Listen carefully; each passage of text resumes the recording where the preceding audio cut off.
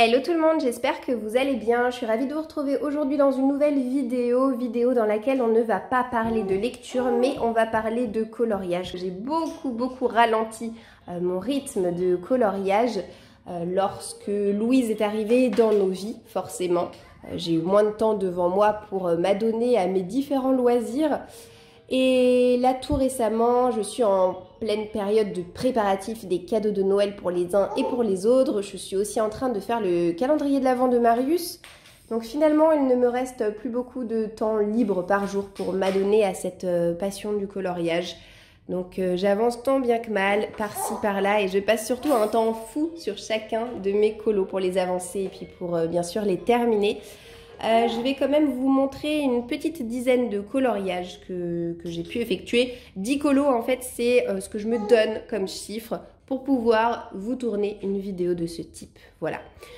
Si jamais ça vous intéresse, dans l'un de mes derniers vlogs, je vous ai montré ma petite pack, donc ma pile à colorier de ces coloriages que j'aimerais pouvoir réaliser tout au long de l'automne. Sans plus tarder, je rentre dans le vif du sujet et je vous montre mes dernières réalisations.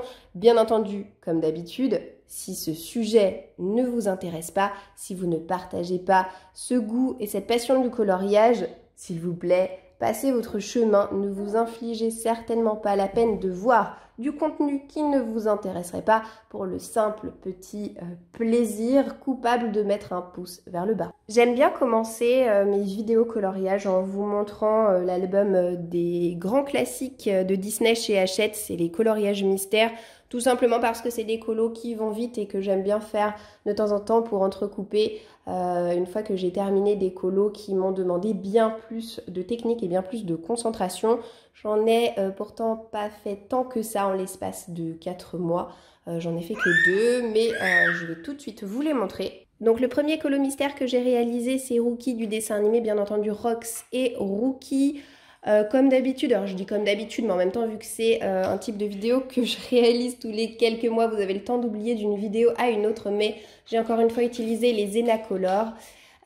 Plus j'utilise cette gamme de crayons de couleur, plus je la déteste. Ça a été pourtant ma toute première gamme de crayons de couleur, donc je me sens un peu obligée de les utiliser quand même.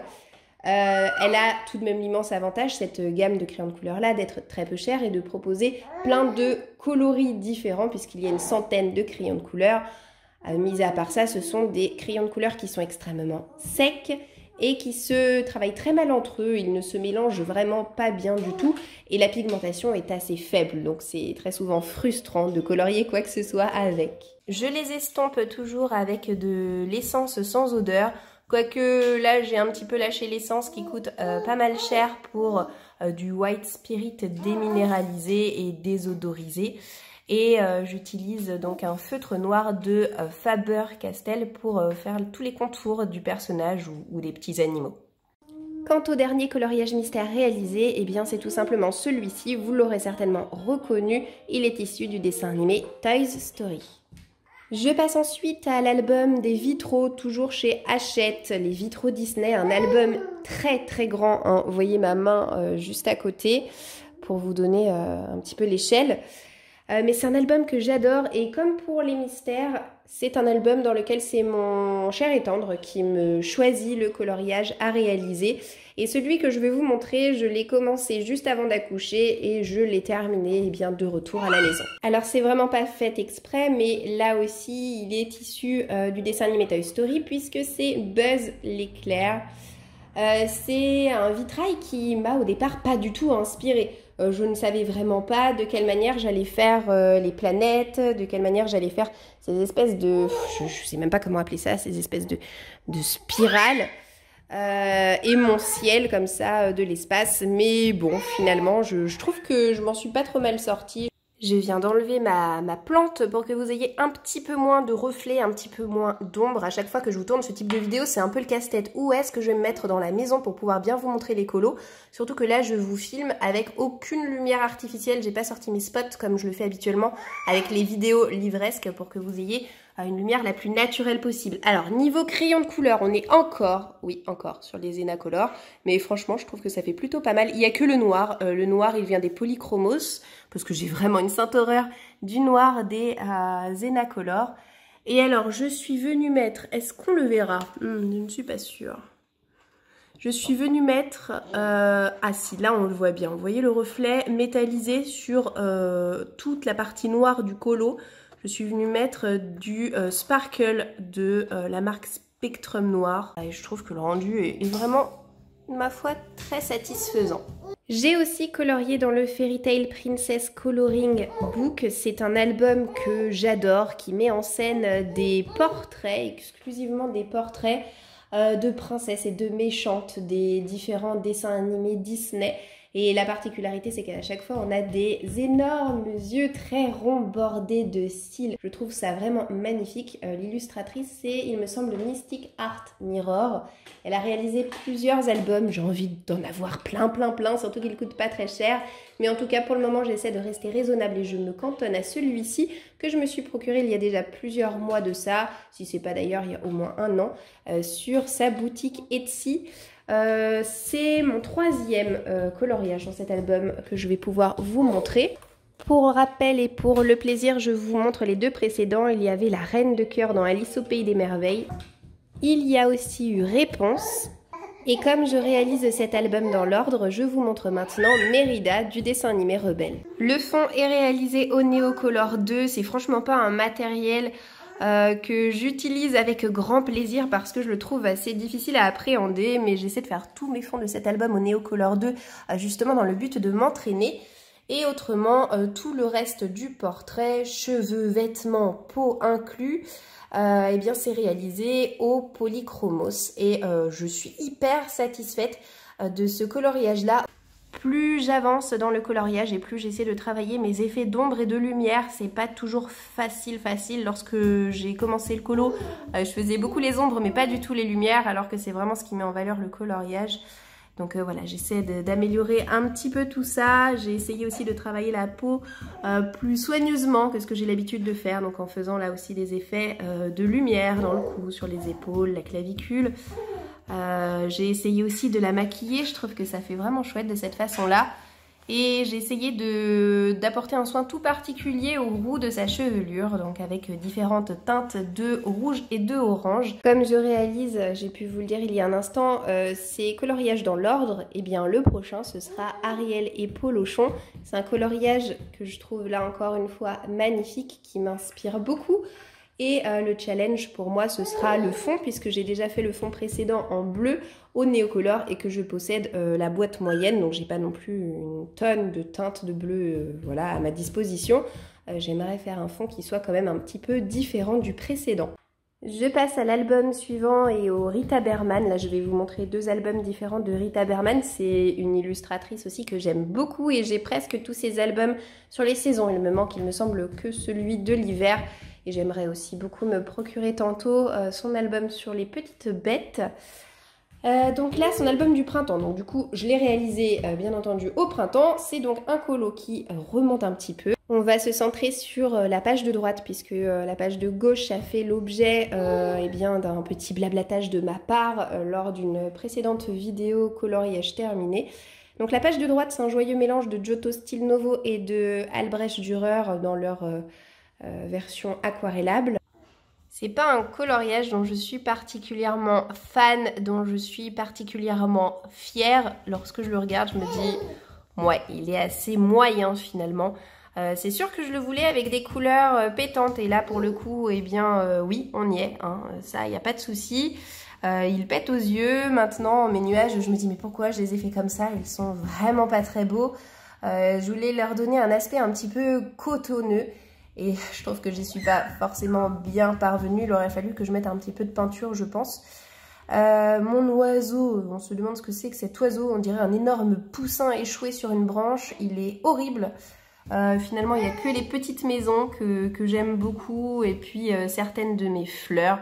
Voilà, c'est un colo que je trouve vraiment très très moyen. Et à un moment donné, on est arrivé en été. J'ai donc sorti l'album été de Rita Berman. Et comme ce sont des albums que je réalise dans l'ordre, je me suis attaquée à une double page. Voilà la double page en question que je vais bien entendu vous montrer d'un petit peu plus près d'ici quelques instants. C'était l'une de mes doubles pages préférées de tout cet album, donc j'avais un petit peu la pression, voilà, je voulais vraiment pas la rater et je suis ma foi satisfaite du résultat. Il n'y a que mon fond que je trouve trop simple. J'ai exclusivement utilisé les Albrecht Dürer aquarellés dans cette double page là. Je peux pas m'empêcher de penser que si j'avais réalisé cette double page à sec plutôt qu'avec du matériel aquarellable, je l'aurais mieux réussi parce que franchement j'ai du mal à colorier avec du matériel qui s'aquarelle. Mais encore une fois je l'ai vu comme un bon exercice, voilà. Donc j'essaie de vous montrer un petit peu tous les petits détails de cette double page. Et si vous vous demandez ce qu'il y a sur mes nuages, il y a un matériel qu'on utilise beaucoup en scrapbooking. Dit la fille comme si elle s'y connaissait en scrap alors que pas du tout. C'est du Glossy Accents. C'est pas donné comme matériel et ça s'use finalement relativement vite je trouve parce que pour avoir un joli rendu faut mettre la dose, en tout cas moi je mets la dose. Mais ça donne une version un petit peu comme si c'était un miroir, ça durcit et j'aime beaucoup le rendu. Alors pas forcément spécialement dans ce colo où c'était la première fois que je l'utilisais, mais dans d'autres colos que je vais vous montrer après, je trouve que ça rend encore mieux. Mais en tout cas, voilà pour cette double page et pour ce dernier coloriage de Rita Berman. Là, actuellement, mon colo en cours, je ne vous le montre pas parce qu'il est assez avancé. Du coup, c'est presque comme si je vous montrais un coloriage terminé. Mais je suis en train de le faire dans l'album de l'automne de l'illustratrice et j'ai déjà hâte de voir le rendu final. On passe à Klara Markova dont on parle beaucoup en ce moment dans le monde du colo puisque comme chaque année elle a sorti son nouvel album. Donc moi j'ai son précédent, le Fairy Celebrations. Le nouveau est juste somptueux. Elle a même sorti pour à peu près le même prix qu'un album des cartes au format carte postale. Et croyez-moi, je n'aurais pas été en congé parental mais c'est évident que soit je me le serais pris moi-même ou soit je me le serais fait offrir. Mais pour Noël, eh bien, j'ai déjà demandé un cadeau assez onéreux auquel vont participer les différents membres de ma famille. Donc je ne pouvais pas non plus me montrer trop gourmande. Si vraiment son dernier album me tient si à cœur que ça, eh bien, je me le procurerai d'ici quelques mois. Voire peut-être pour mon anniversaire ou que sais-je, bien que si elle en sort un par an, il y a de fortes chances qu'au moment où je serai prête, ce sera dans un an et que je craque aussi pour son nouvel album. Bref, trêve de blablatouille. J'ai donc réalisé un colo dans le Fairy Celebrations, un album que je réalise là aussi dans l'ordre. Évidemment, je vais me rapprocher pour que vous puissiez mieux voir le colo sans l'ombre qui est portée par le pot et la plante juste à côté de l'album. Mais en tout cas, sachez que c'est un colo sur lequel j'ai longtemps tergiversé avant de me lancer parce que je n'étais pas du tout inspirée par le code couleur à utiliser. J'avais pas envie d'utiliser 36 000 couleurs, j'avais envie de me centrer sur, on va dire, 2-3 couleurs principales.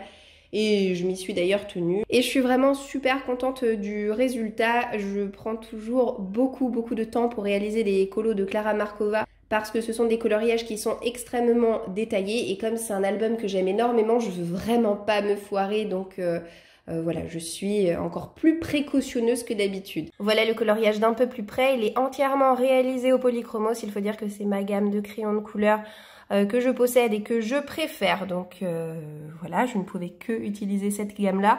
On voit encore une fois que j'ai essayé de bien bosser mes effets de lumière en plus de mes effets d'ombre.